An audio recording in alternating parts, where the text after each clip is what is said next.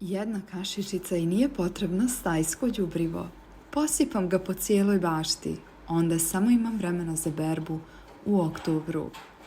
Zdravo svima, dragi baštovani. Ako i vi želite da vaše povrće raste kao ludo, bez stajskog đubriva, ovo je video za vas.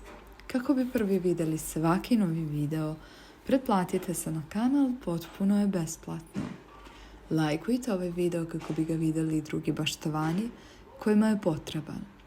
Za ovaj video potrebno vam je 2 jaja. Jaja stavite u zdjelu i isperite sodom bikarbonom. Zatim ih posušite.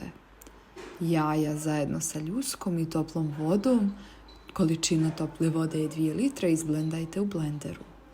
Ostavite tako 2 sata da odstoji. Zatim razrijedite jednu čašu 10 litara vode, zalijte i poprskajte zemlju. Ukoliko vam je ovaj video bio koristan, još jednom bih vas pozvala da ga lajkujete i podijelite sa prijateljima. Veliki pozdrav!